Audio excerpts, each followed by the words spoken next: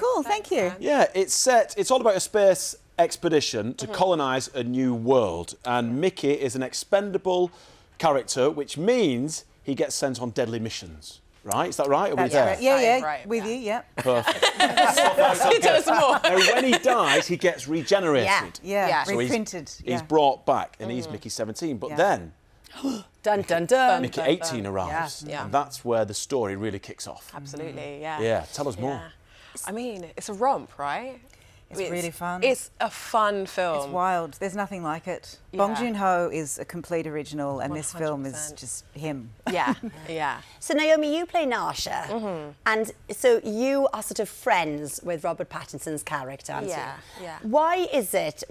What can you tell people at home about why they want to go then to space to this different planet? Because there's certain types of people, aren't they? Yeah. I would say, without giving too much away, Mickey has come into some trouble on Earth. Needs to get out of there. Get out of town. Dodge.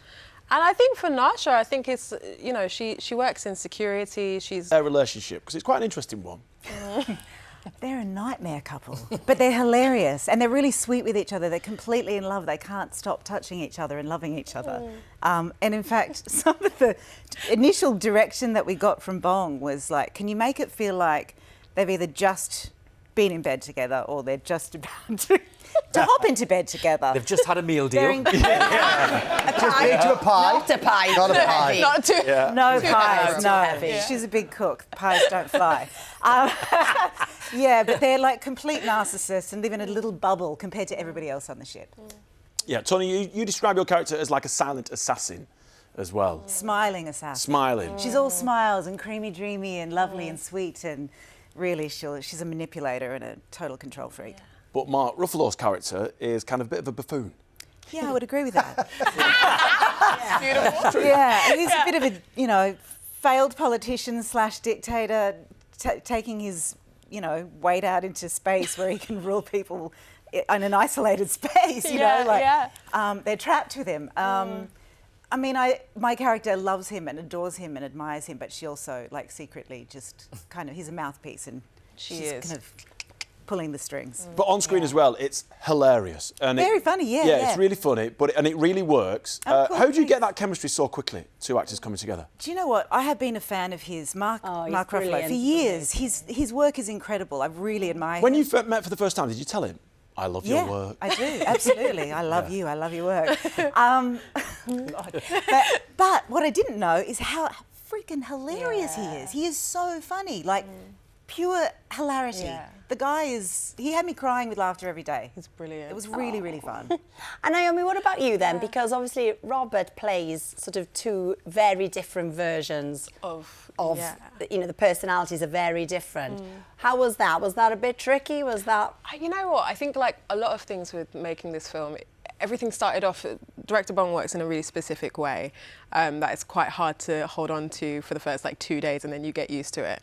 It initially was really jarring to see Rob like kind of shuffle behind like a door and then come out as a totally different character. He had these teeth inserts for 18 for one of the Mickeys, and it's like his teeth was crooked, and I thought it was actually his teeth. I thought that was his teeth. Yeah, I was like, oh my God, Robert Pattinson's got a crooked tooth. But yeah, it was pretend. He hasn't looked after his teeth. What a surprise! No, he's perfect. No, he is perfect. He is perfect. Amazing. It's kind of Now we have to mention that Ant and Dec, you two are... We're not in it. No, but you've been in a film. It would have been better. It would have been better. A sci-fi film, Alien Autopsy. Yes. Oh, many moons ago. Thank you. Thanks for bringing that up. Would you go to the big screen again? The phone hasn't rung since. I don't think the viewers want us to go to the big screen again. Well, you never know. Is We it loved streamable? it.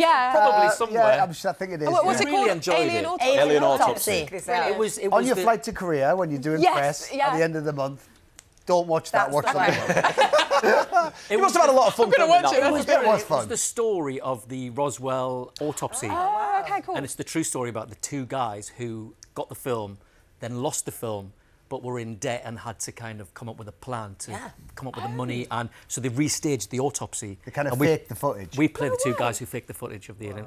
I mean, if that's not selling it, I don't know what will. That's great. What more do you want? BAFTA nominated, wasn't it? Was it? Was it? No. I don't think so. I didn't think so. For what? Mickey 17 is in cinemas from the 7th of March. Right, no.